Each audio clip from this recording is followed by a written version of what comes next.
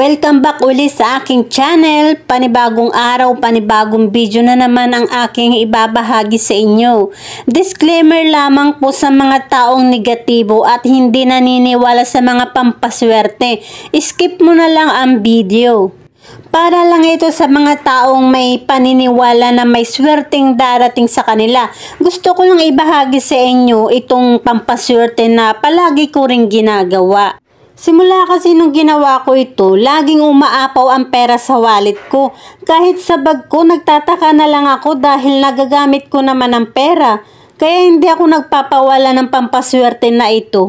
Bago ang lahat, kung hindi ka pa nakapag-subscribe sa akin channel, huwag mong kalimutan mag-subscribe at click mo na rin ang bell button para sa tuwing mag-upload ako ng bagong video, ma-notify ka. Kaya patapusin mo ang video hanggang dulo para alam mo ang dapat mong gawin. Para tulad ko, aapaw din ang pera sa wallet mo. Okay mga kaswerte, ang kailangan mo lang dito, isang butel ng bawang. Ito lang mga kaswerte ang magbibigay sa inyo ng napakaraming pera para hindi said na said ang wallet mo.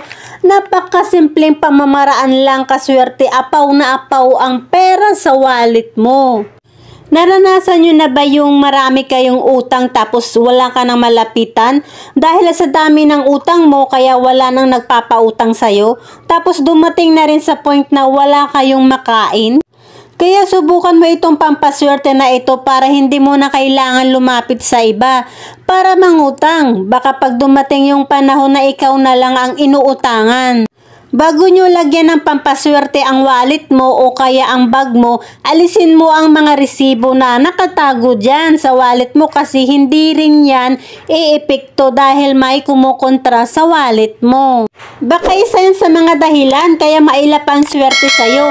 Kung gagawa kayo ng mga pampaswerte, dapat buo ang loob nyo. Walang pag-aalinlangan kapag gagawa kayo ng mga pampaswerte. Dapat buo ang loob nyo. Huwag kayong urong-sulong tapos kapag hindi umepekto, sabihin nyo hindi naman totoo dahil umpisa pa lang kung ano-ano ang pumapasok sa isip nyo. Alam nyo ba mga kaswerte, para rin kayong nahiling sa universe na matupad yung kahilingan mo. Kung puro negative ka, kung mag-isip, sayang lang ang oras sa paggawa mo ng pampaswerte. Kaya wag kang nega sa sarili mo. Ngayon, kaswerte, kunin mo ang isang butel ng bawang at isulat nyo ang amount ng pera na gusto mo. Halimbawa na lang 1 million, 2 million. Depende sa inyo kung magkano ang gusto mo. At isulat nyo naman sa kabila na I claim it.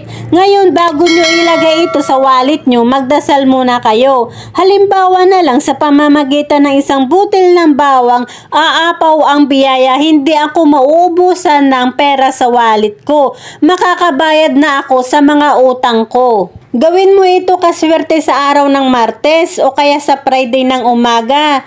Yan lang mga kaswerte, naway nakatulong ako sa inyo at naway matupad ang mga kahilingan nyo. Okay mga kaswerte, kung nagustuhan mo ang usapang pampaswerte, please don't forget to subscribe, like, share, and comment down below. Maraming salamat and God bless all.